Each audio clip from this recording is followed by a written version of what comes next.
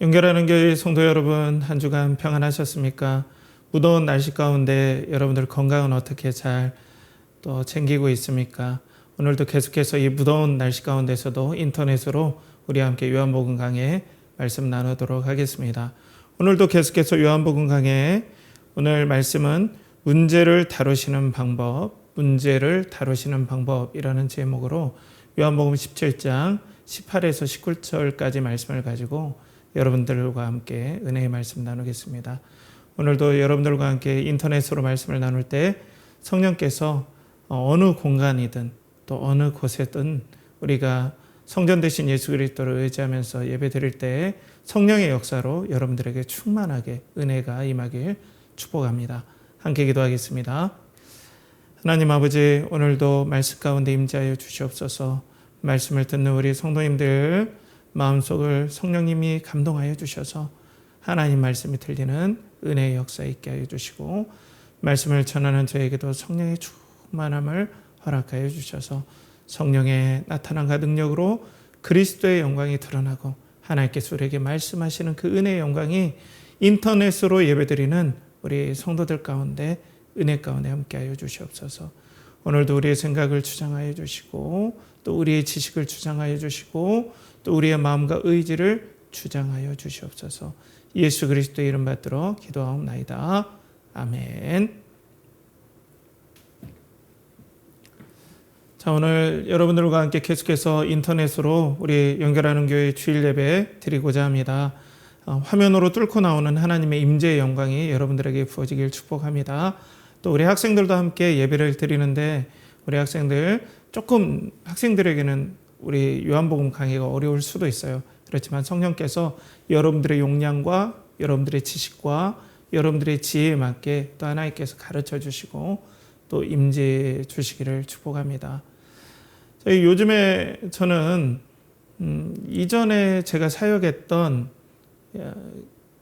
어떤 사역들이 참 종종 생각이 날 때가 있어요. 그 중에 제가 지난 서울에서 사역할 때 금요 심야 예배, 최애라 예배가 시작될 때면 한 젊은 집사님과 그 사랑하는 아들이 같이 기도를 드리러 해맑은 미소로 저에게 인사를 항상 하고, 저도 우리 교구 식구니까 너무나 반가워서 같이 기도해드리고 격려해주고 했던 기억들이 나요.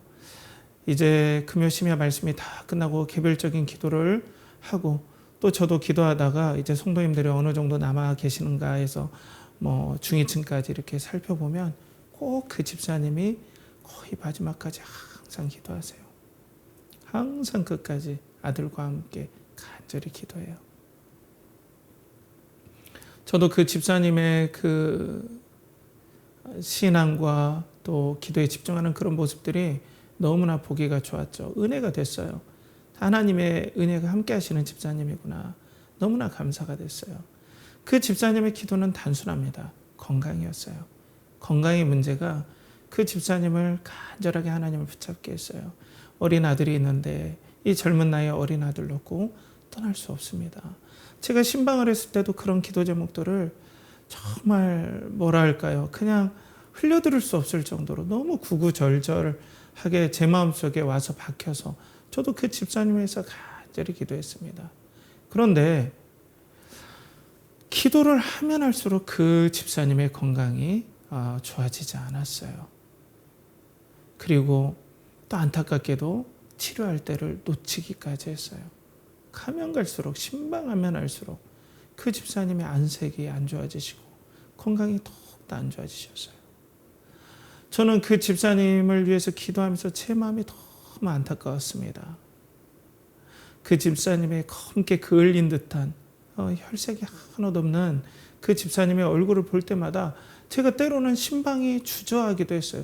그 집사님 얼굴을 뵙는 그 자체가 너무나 목사로서 능력이 없는 것 같고, 제가 능력이 있어서 그분을 고치는 것이 아니지만 목사가 모자라서 또 목사가 하나님 앞에 제대로 서 있지 못해서 이 집사님의 이 병환이 낫지 않는 걸까 하는 그런 죄책감마저 제 마음속에 있어서 그 집사님께 신방하러 갈 때 제 마음이 보통 무거웠던 것이 아니에요. 나중에는 집사님께서 환자 병실로 갔다가 나중에는 중환자 병실로 옮겨가셨어요. 말씀을 못 하시는데 그 눈빛에서 약간의 원망의 느낌도 있고 또 너무나 아픔의 눈길도 있고 제가 격려해 주지만 그 격려가 다 튀어나오는 듯한 하나도 집사님의 마음속에 받아들여지지 않는 것 같은 그러니까 제가 신방하고 나면 제가 완전 초죽음이 되어 있을 정도로 너무나 제 마음은 안타까웠고 너무나 슬펐고 너무나 아팠습니다. 그 집사님을 기도할 때마다 하나님 이 문제 해결해 주십시오. 하나님 다른 기도할 때는 너무나 응답을 잘해 주셨는데 왜 이 문제를 응답하시지 않습니까? 너무나 마음이 답답했어요. 그러다가 집사님께서 하나님의 때에 맞는 부르심에 맞게 또 하나님의 품에 안기는 그런 일들이 있었습니다. 제 마음은 보통 복잡한 게 아니었습니다. 그 장례를 집례하는데 그 어린 아들 하나를 보는데 너무나 마음이 아팠고 물론 우리가 하늘나라의 소망 또 주님 존전 앞에 간다는 그런 소망이 있어서 우리가 큰 위로가 있지만은 헤어짐의 아픔, 이 땅에서 병환으로 고통받았던 그 슬픔들을 우리가 어찌 그 소망이 있지만 쉽게 잊겠습니까? 그래 그 가족들을 격려하고 제 마음속에 너무나 풀리지 않는 숙제와 같이 그런 일들을 많이 겪었지만 가장 마음이 아팠고 또 너무나 제 마음까지도 너무나 답답했던 그런 일들이 종종 생각이 났습니다. 사랑하는 성도 여러분, 하나님께서는 우리가 신앙생활할 때 이 문제들, 풀리지 않는 문제들을 왜 허락하시고 또 하나님은 이 풀리지 않는 문제들을 어떻게 풀어가실까요? 그렇잖아요. 우리가 신앙생활하는데 사실 문제 해결받으려고 신앙생활하는 거 아닙니까? 내가 현재 여러 가지 아픔을 겪는다면 건강의 문제라면 그 건강의 문제 해결받으려고 우리 신앙생활 하잖아요. 그리고 관계의 문제, 자녀의 문제, 또 주변의 여러 가지 인간관계의 문제, 상처 때문에 그 상처가 해결받으려고 우리 신앙생활 하는 거 아닌가요? 또 경제적인 문제도 마찬가지예요. 그런 문제 해결 없이 어떻게 우리가 신앙생활이라는 어떤 큰 위로와 격려를 우리가 기대할 수 있겠습니까? 그런데 우리가 신앙생활을 하다 보면 이런 문제들, 이해되지 않는, 전혀 해결되지 않는 문제들을 계속 접한다고요. 아무리 기도를 해도 응답되지 않는 문제를 우리가 분명 접하게 된다는 거죠. 세상 사람들은 이것들을 조롱하기도 해요. 이 땅에서 정말 슬픔과 고통을 해결해 주지 못하는 종교가 무슨 종교냐 하면서 사람들은 조롱을 하죠. 그게 우리가 마땅히 문제가 해결되지 않으면 우리도 그런 조롱 앞에 뭔가 이렇게 탁 내세울 만한 뭐가 없다라는 느낌들이 우리가 들잖아요. 그렇다면 하나님께서 이런 해결되지 않는 문제를 왜 허락하시고 또 이런 문제를 어떻게 풀어가시는지 우리는 한번 믿음 안에서 생각해 봐야 될 문제가 될 거예요. 자, 오늘 말씀에도 이제 계속해서 예수님의 기도의 말씀 계속해서 나눕니다. 전 참 이 말씀을 묵상하는데 너무나 깊이가 있다. 어떻게 이렇게 하나님 말씀이니까 다 너무나 훌륭하고 완전하고 우리의 머리로서 헤아릴 수 없지만 참 대단하다. 그런 생각이 계속해서 듭니다. 자, 지난주에는 요한복음 17장 17절 저희를 진리로 거룩하게 하옵소서 아버지의 말씀은 진리니이다 해서 하나님께서 우리를 거룩하게 구별해 주신 이 거룩을 구별의 의미로 여러분들과 함께 나눴죠. 그래서 그렇게 구별하신 이유는 사랑해 주시기 위해서 어떤 조건 하에서도 우리는 존귀한 사랑받는 자라는 그런 은혜, 그리스도 안에서 호로고스 안에서 우리가 그런 은혜를 받았다는 걸 나눴는데요. 오늘은 참 그래요. 정말 이 요한복음 말씀이 이 거룩의 한 단어에도 여러 의미의 층들이 있어요. 놀랍기도 해요. 대단하다고 생각도 되는데 오늘 이 거룩이 구별 맞아요. 구별된다. 따로 분리한다라는 뜻이에요. 하나님께서 따로 구별해서 분리한다는 뜻인데 오늘 그 말씀이 더욱더 구체적으로 나옵니다. 자, 오늘 18절 말씀에 보면 아버지께서 나를 세상에 보내신 것 같이 나도 그들을 세상에 보내었고 라고 말씀을 하시죠.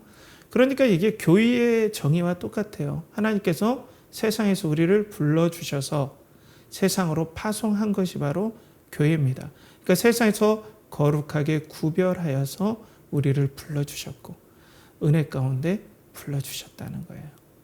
여러분, 이 불러주신 은혜가 얼마나 감사합니까? 우리가 뛰어나서 우리가 믿음이 탁월해서 그런 것이 아니라 불러주신 그 소명의 은혜가 있고 그 다음에 우리 가운데 중생의 은혜, 우리의 영혼이 새롭게 태어난 은혜가 아니다면 우리는 구원의 이 특별한 은혜를 맛볼 수가 없죠. 불러주신 은혜가 있기 때문에 그래요. 여러분들을 불러주셨습니다. 하나님께서 여러분들을 불러주셨습니다. 이 거친 세상에서 하나님들이 여러분들을 따로 구별해 주셔서 여러분들을 사랑해서 불러주셨습니다. 오늘 하나님의 사랑이 여러분들 마음 가운데 야, 하나님께서 나를 이렇게 불러주셨구나. 이렇게 나를 사랑하는구나. 이렇게 나를 소중히 여겨주시는구나. 그 영화로우신 하나님이 나를 불러주셨다는 그 존귀하신 하나님, 그 거룩하심이 끝이 없고 진실함이 끝이 없는 그 영광스러운 분이 나를 구별해 주셨다는 그 감동이 지금 예배드리는 여러분들의 마음 가운데 부어지기를 축복합니다. 자, 보면은 이런 말씀이 그러니까 구별이 이 말씀 안에 쫙 깔려 있어요. 거룩하게 따로 구별하여서 불러주셨다라는 거죠. 그리고 난 다음에 19절에 이렇게 말씀이 나옵니다. 또 그들을 위하여 내가 나를 거룩하게 하오니 이는 그들로 진리로 거룩함을 얻게 하려 함이니이다.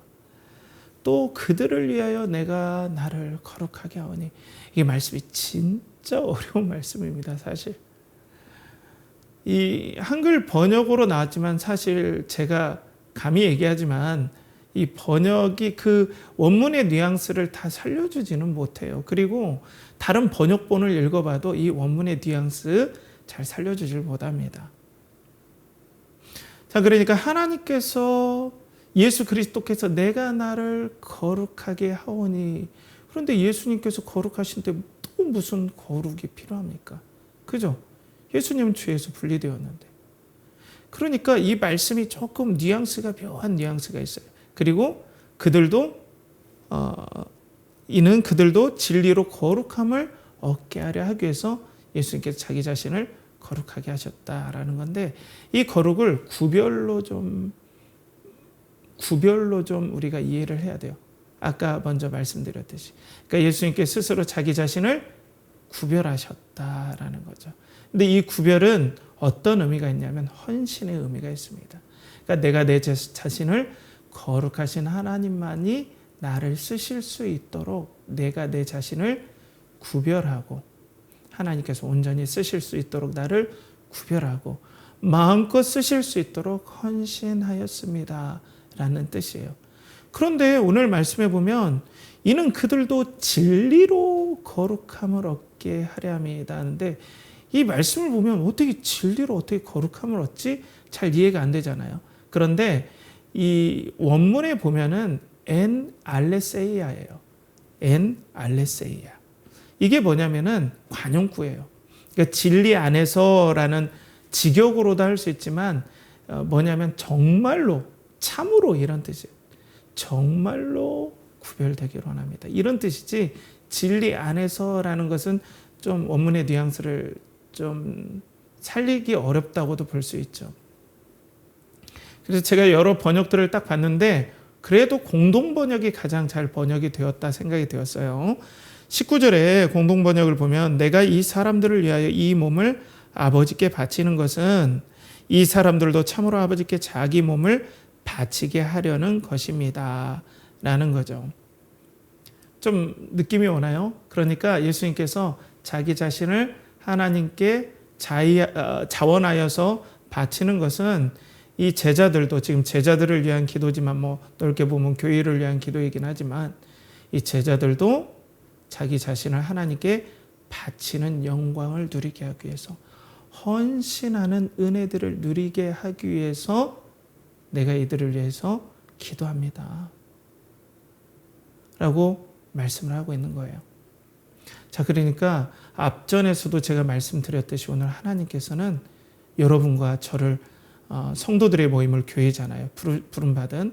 그러니까 하나님께서는 지금 우리들을 불러주시고, 또 불러주실 뿐 아니라 오늘 세상에 예수 그리스도께서 하나님께 파송받으셨던 것처럼 예수님도 우리를 세상에 파송하시는데, 우리가 세상에서 하나님의 뜻에 따라 헌신할 수 있도록 구별하여서 우리를 파송하였다는 거예요. 그게 교회라는 겁니다. 교회는 나 자신의 축복, 또 내 자신의 문제 해결, 이런 것도 물론 은혜 가운데 넓은 영역에서는 포함될 수 있지만, 여러분들 그걸 아셔야 됩니다. 교회는 나의 성공을 위해서 하나님께서 나를 불러주신 공동체가 아니라, 교회는 하나님 앞에 우리가 불러주신 은혜에 감사해서 우리 자신을 하나님 앞에 구별하여 드리는 공동체가, 헌신하는 공동체가 교회라는 거예요. 은혜로 불러주신 것이 너무 감사해서, 그 영광스러운 하나님께서 우리를 불러주신 것이 너무나 감사해서 우리 자신을 예수 그리스도처럼 헌신하는 공동체가 바로 교회라는 겁니다. 이게 아주 교회에 대한 정의고 본질이죠. 교회는 물론 문제 해결이 있어요. 있을 수 있어요. 저희 집도 가난한 집이고 병든 가정이었지만, 문제 해결이 있었어요.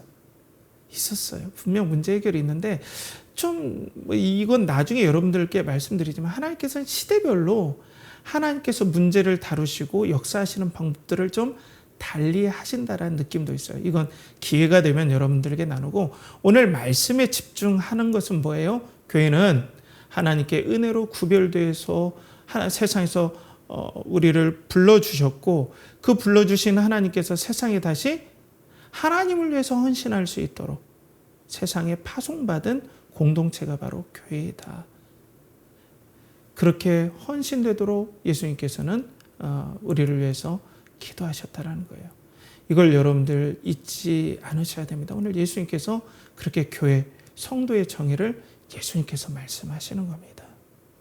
이걸 우리가 잘 생각해 볼 필요가 있어요. 그런데 예수님께서 계속해서 교회를, 그리고 오늘 제자들을 세상에 파송하시면서 무슨 말씀을 하시나요? 너희가 세상에서 환난을 당하나 말씀으로 인하여 너희를 미워할 것이나 너희를 출교할 것이다. 너희를 죽이기까지 할 것이다. 그러니까 문제가 가득 찬 곳. 심지어는 우리에게 죽일 수 있는 환경, 그 당시에는. 그런 환경으로 문제 가운데 하나님께서 구별하여서 파송한다는 거예요.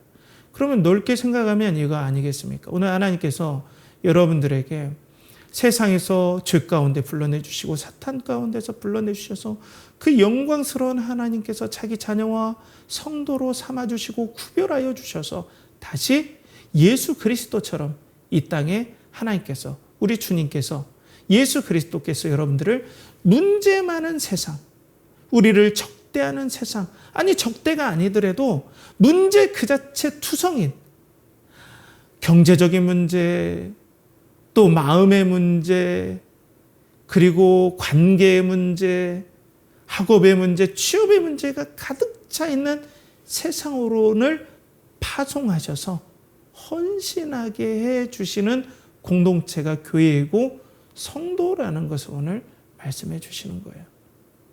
지금 제자들에게 이 기도, 제자들을 위해서 기도를 하는 거죠. 또 이 말씀을 받는 원독자들은 무엇이에요? 바로 하나님께서 그 예수 그리스도를 믿지 않는 사람들에게서 불러주셔서 다시 세상으로 파송하신다.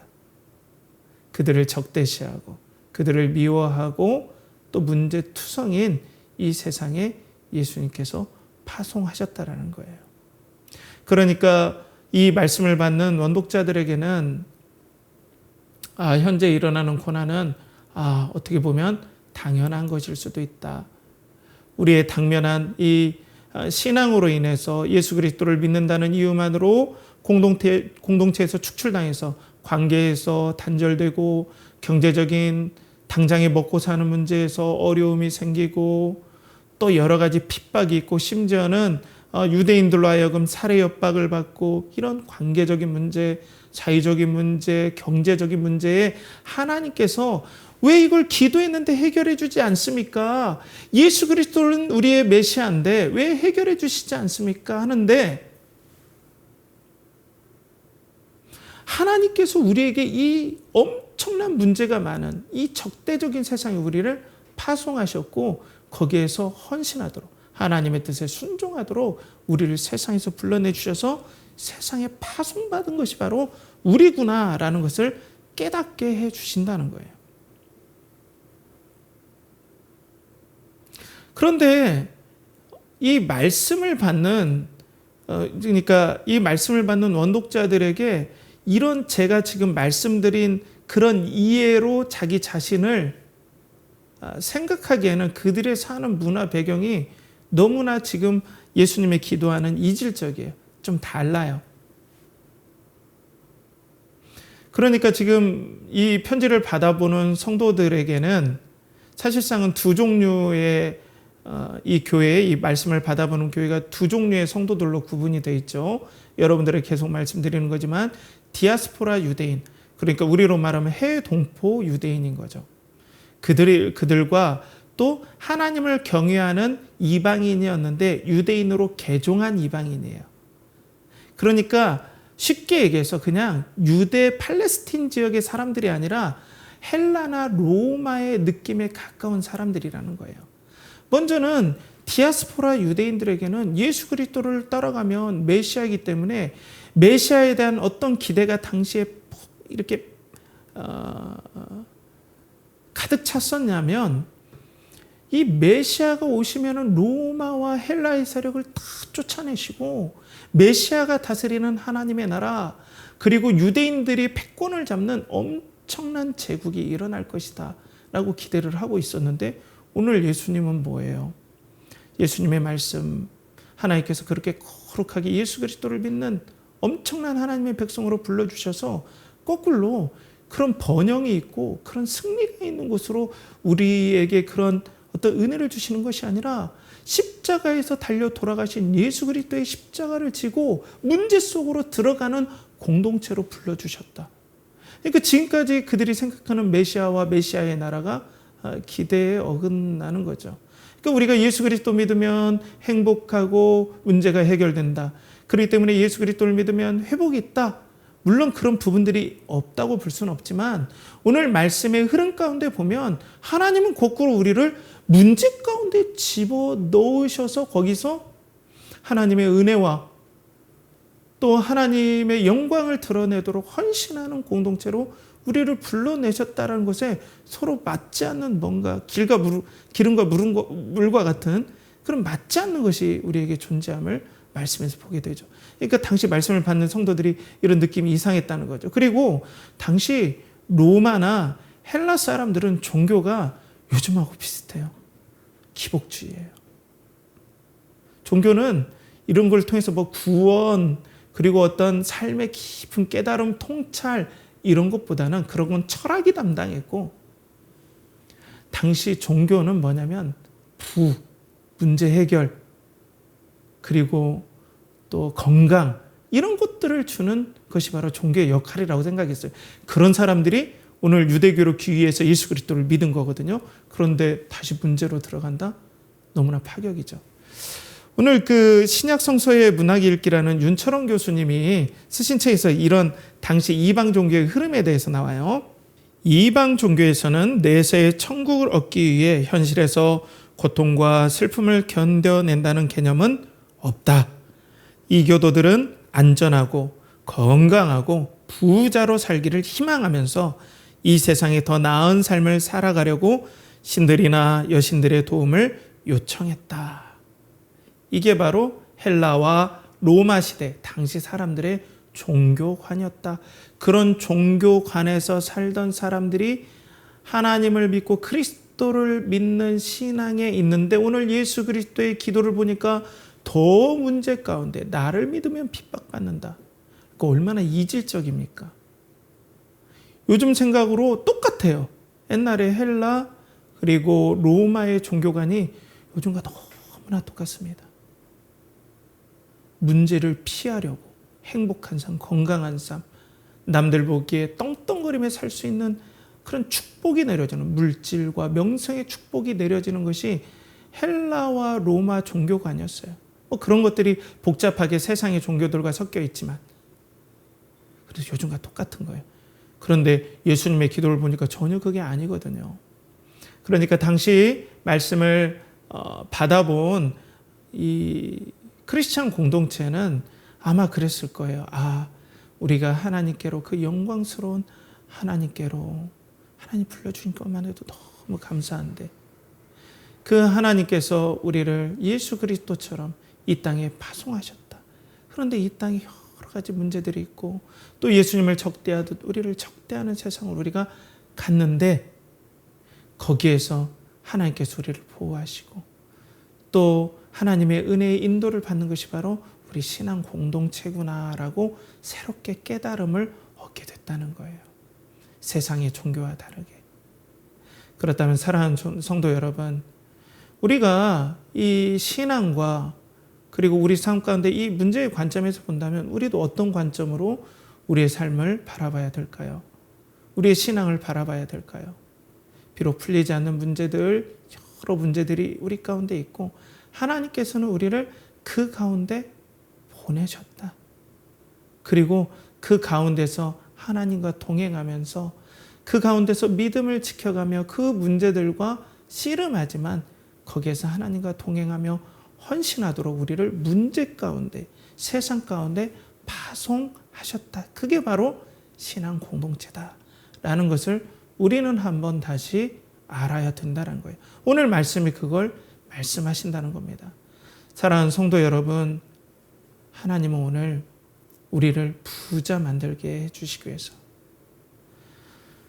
또 여러 문제가 해결돼서 이제는 성공의 대로를 달려가게 해 주시기 위해서 우리를 불러주신 것이 교회의 본질이 아니라는 겁니다. 물론 예수 그리스도를 믿으면 그런 은혜도 경험할 수는 있지만 그게 교회의 본질적인 하나님의 취지는 아니다는 거죠. 우리는 문제 가운데 파송되어서 세상에서 하나님의 영광을 드러내도록 우리는 헌신하도록 불러주신 구별된 공동체가 바로 교회입니다. 우린 그런 교회임을 우리 잊지 맙시다. 하나님께서는 우리를 그렇게 불러주셨다는 걸 우리 잊지 맙시다. 이게 바로 진정한 교회에 대한 생각입니다.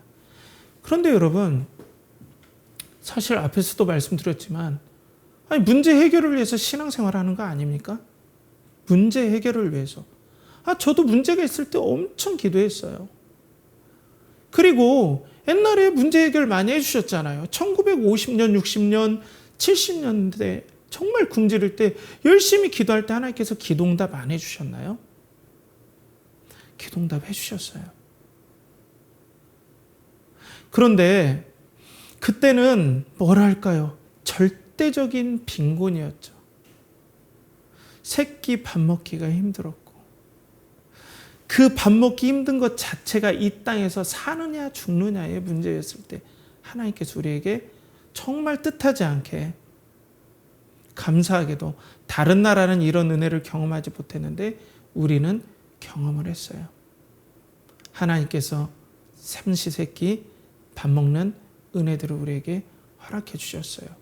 그건 문제가 해결된 거 아닐까요? 아니에요. 그건 우리의 삼시세끼 이 땅에 먹고 사는 떡을 공급해 주셨다면 진짜 문제는 따로 있는 거죠. 신앙의 치열한 싸움. 이 문제는 삼시세끼와는 또 다른 문제예요. 영적인 싸움이 있고 관계의 문제가 있고 또 이런 문제들이 해결되고 경제적인 문제가 다 해결되더라도 또 다른 문제가 우리 가운데 항상 있단 말이에요. 그러니까 우리 신앙은 늘 하나님의 섭리 안에서 문제와 부딪힐 수밖에 없다는 거예요. 우리는 그래서 이 문제를 해결받기 위해서 우리가 신앙생활을 시작했지만은 하나님의 은혜로 예수 그리스도를 알아가고 알면 알수록 우리는 이 문제받은 세상에 다시 파송되었다는 걸 또 거꾸로 알게 된다는 거죠. 그런데 이걸 우리가 잘못 생각하면 신앙은 문제만 해결받는 것으로 우리가 생각할 수 있다는 거예요. 여러분들 절대 신앙은 그런 것도 아니겠죠.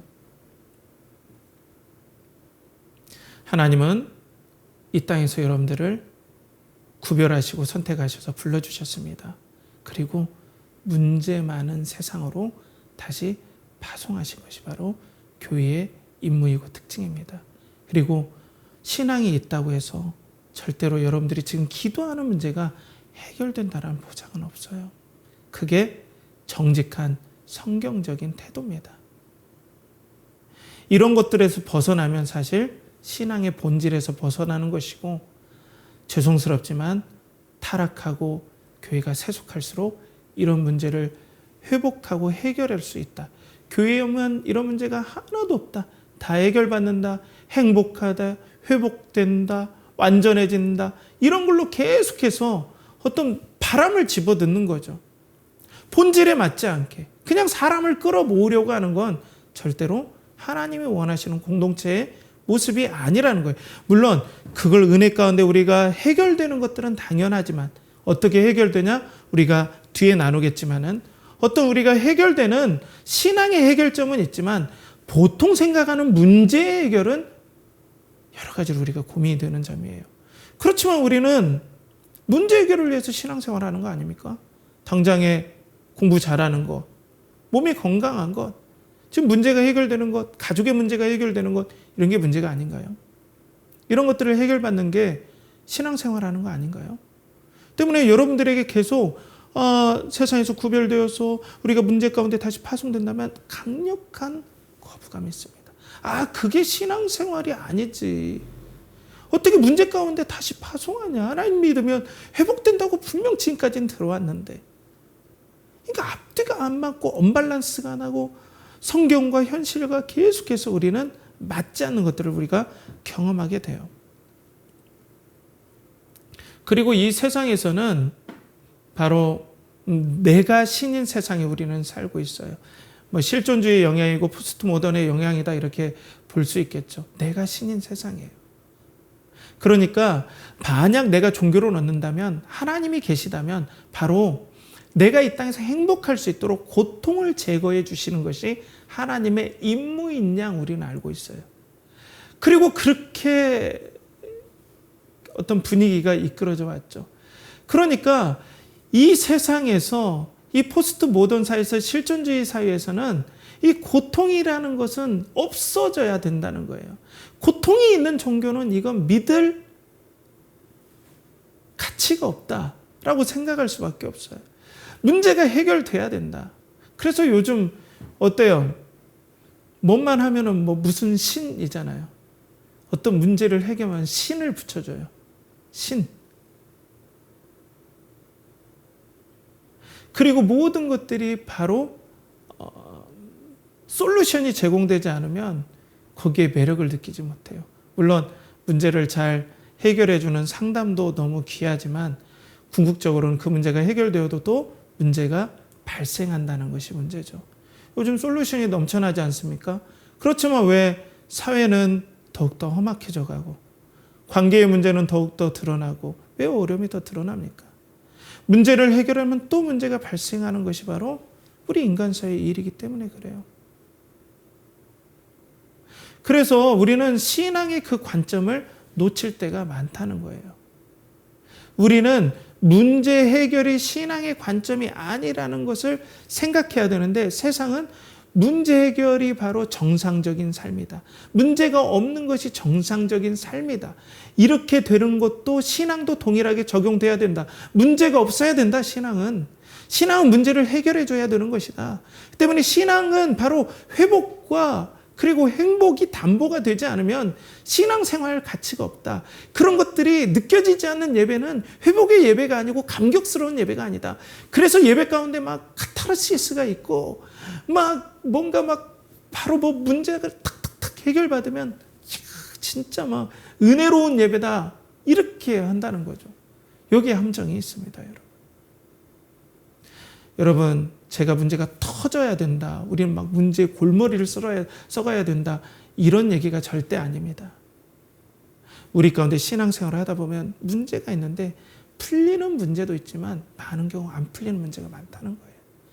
해결되지 않는 경우도 있다는 거예요. 자, A.W. 토저 목사님이 하신 이 말씀이 좀 이 신앙생활에 대해서 좀 인사이트를 주세요. 여기 보면 고난당하고 십자가를 지고 생활 속에서 순종하는 것이 우리를 거룩하게 만드는 효과가 있다는 사실을 외면한다. 이 현대의 신앙의 어떤 분위기라는 거예요. 이 고난당하고 십자가 문제 앞에서 우리가 치열하게 싸우고 이런 것들이 거룩, 하나님을 닮아가고 그리스도를 닮아가고 또 우리가 구별된 성도로서 살아가는 유익이 있다는 걸 계속해서 부인하려고 하는데 이게 요즘 신앙의 분위기다라는 거예요. 그런데 문제 힘들잖아요, 여러분. 문제 안 당해본 사람은 모릅니다. 해결 안 하면 어떻게, 어디서 우리가 해결을 봅니까? 그런데 지금 계속해서 신앙은 문제 속으로 파송했다라고, 교회는 문제 속으로 파송하고 성도는 그 문제 속으로 들어가는 사람이 성도라고 말씀하시는데 우리는 어떻게 하란 말입니까? 그리고 교회가 이것을 계속 부추겨요. 요즘에 세속화된 교회의 분위기가 뭡니까? 문제가 없고 행복한 교회.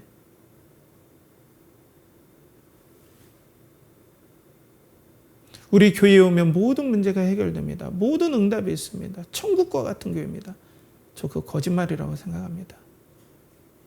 은혜 가운데 우리가 그들을 누릴 수는 있지만 그것이 목표라면은 우리는 방향 설정이 잘못됐다라는 거죠. 근데 교회가 그걸 계속 부추기니까 이게 유행처럼 퍼져나가 버린 거예요.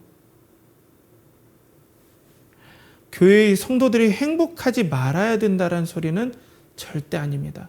그렇지만 마치 문제를 해결해 줘서 여러분들이 여기 오면 문제 해결받아서 행복해질 수 있습니다. 이건 저는 정직하지 못하다고 생각해요.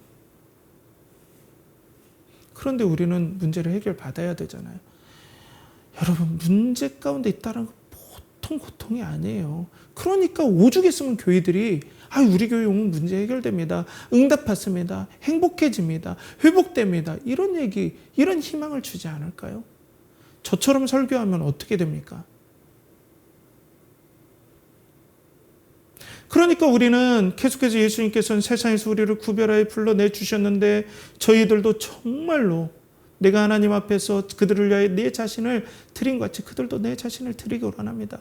어떻게 드리기를 원합니까? 바로 세상에서 우리를 구별하셔서 다시 세상으로 파송하셨을 때 헌신하는 은혜, 문제 가운데 들어가지만 하나님께 헌신하는 그런 공동체로 살아나기를 간절히 바랍니다 하는데 그 문제가 엄청나게 우리에게 힘들다는 거예요. 우리는 어떻게 하라고 주님께서 감히 말씀드리지만 이런 기도를 하셨을까요? 우리 문제를 해결받아야 되는데. 그렇죠?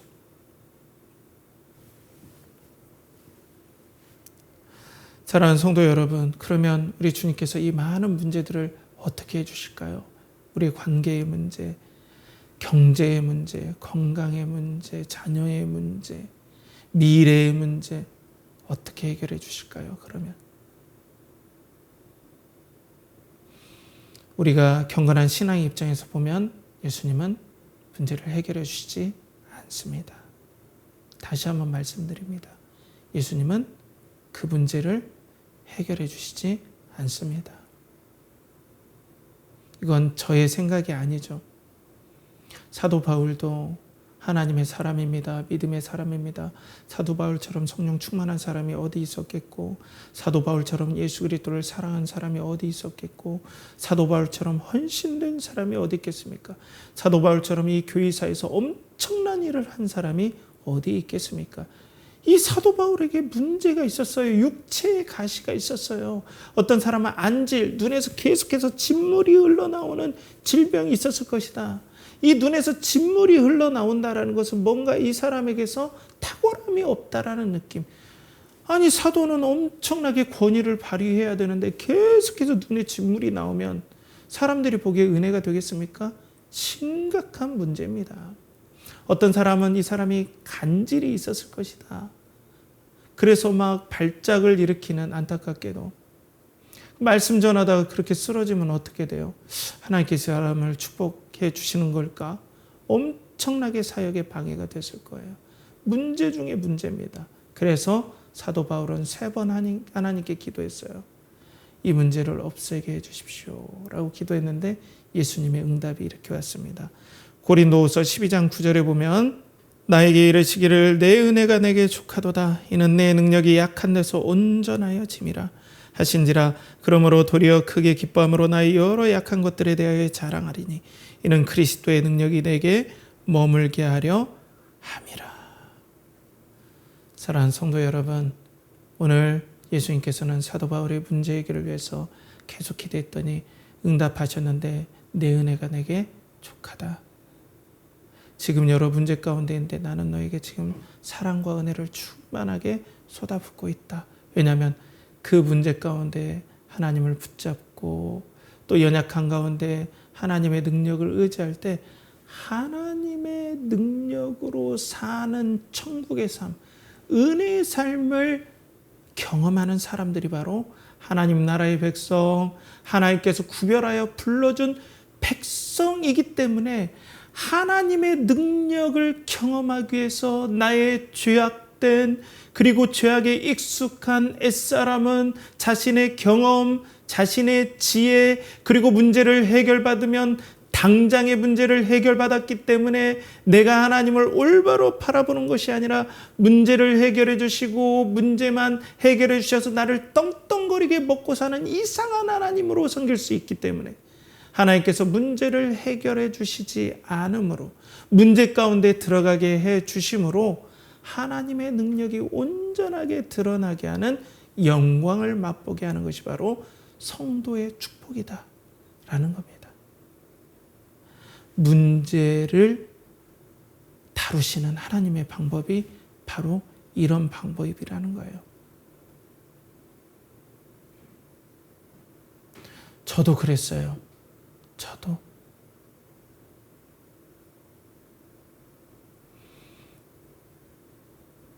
저도 여러 연약한 점이 많고 눈물을 흘리면서 기도했습니다. 하나님, 저 다른 사람들처럼 설교도 잘하게 해주시고 뭣도 하게 해주시고 저도 너무나 연약한 점이 많은데 하나님, 이 연약함을 고쳐주십시오. 기도했는데 응답이 안 되고 더 심해질 때도 많았어요. 더 안 될 때가 많았어요. 그런데 저는 사도 바울과 감히 짝해서 비교할 수 없지만 하나님은 정말 사도 바울의 고백처럼 연약한 가운데 하나님의 능력을 체험하게 해주심으로 우리를 세상에 파송해서 하나님의 영광을 드러내는 도구로 사용하시는 그 목적을 하나님께서는 이루어 가신다는 겁니다. 사랑하는 성도 여러분, 우리 속지 맙시다. 세상은 하나님을 이용해서 내가 성공하는 게 세속주의고 세상의 물결이고 타락한 종교의 모습입니다. 그렇지만 성경은 무엇입니까? 그 영광스러운 하나님이 나를 불러주신 것도 영광스러운데 나를 구별해 주신 것도 영광스러운데 세상에 파송하셔서 하나님의 영광을 드러내는 일에 하나님의 주권에 맞게 하나님께서 아무도 간섭 못하게 섭리하시면서 하나님의 능력을 드러나도록 문제를 섭리하신다라는 그 사실에 우리가 아무 간섭을 할 수 없게끔 하나님 주권으로 잡고 우리를 인도하신다는 거예요. 이게 바로 성도의 삶이라는 겁니다, 여러분. 그래서 하나님께서는, 예수님께서는 사도 바울의 기도를 응답하시지 않은 거예요.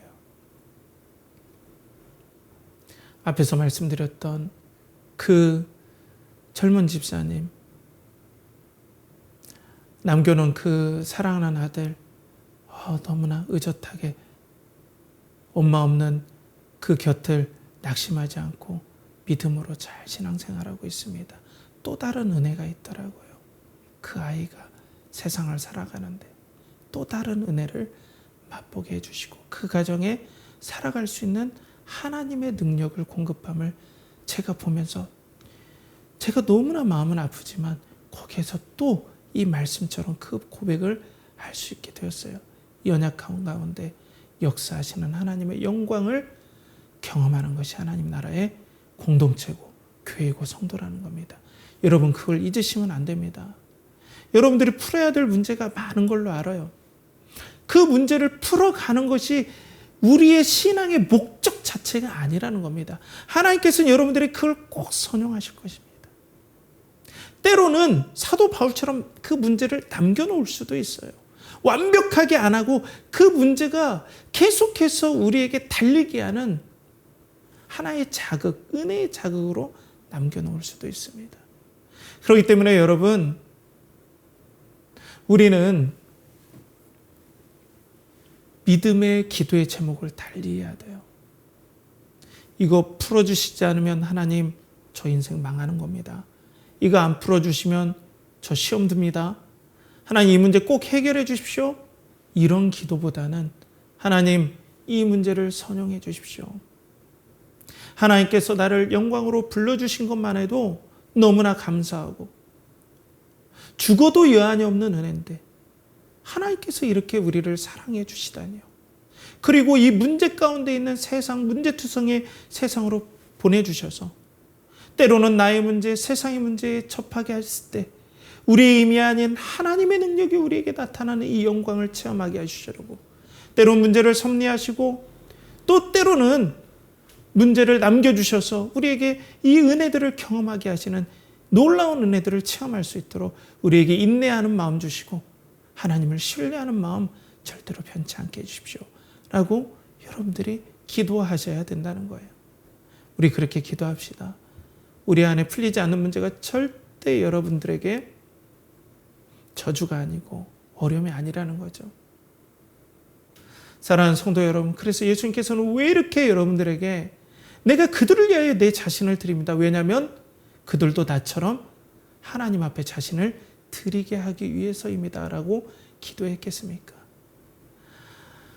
예수 그리스도께서 그냥 기계적으로 이 땅에 오셨겠습니까? 하나님 나라에 하나님의 그 영광을 보고 하나님이시지만 너무나 감격스럽고 너무나 진실하시고 완전한 사랑, 그래서 헌신할 수밖에 없는 이 행복과 감격, 이건 구별받은 하나님께 선택하시고 사랑하는 자에게 주는 이 축복을 하나님께서 구별해 주셨사오니 이들도 이 사랑을 경험하여서 문제 많은 세상에서 하나님의 능력을 체험하기 위해 자기 자신을 드리고 하나님의 은혜를 체험하기 위해서 하나님의 영광이 드러나는 것을 위해서 자기 자신을 드리는 이 독특한 사랑을 경험하도록 하나님 나라의 사랑을 경험하고 은혜를 경험할 수 있도록 하나님 이들을 끝까지 붙잡아 주시고 은혜를 내려주십시오. 이것이 세상에서 보호받는 하나님의 은혜인 줄 압니다.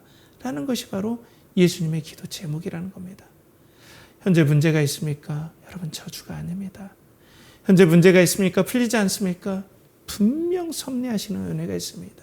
그러니 하나님께서 문제를 다루시는 이 방법과 은혜들을 신뢰하면서 오늘 상처를 부여잡고 원망하기보다 내 이 약한 데서 하나님의 은혜가 능력이 온전해짐을 믿고 오늘도 하나님을 신뢰하는 연결하는 교회 성도들 되길 간절히 축복합니다.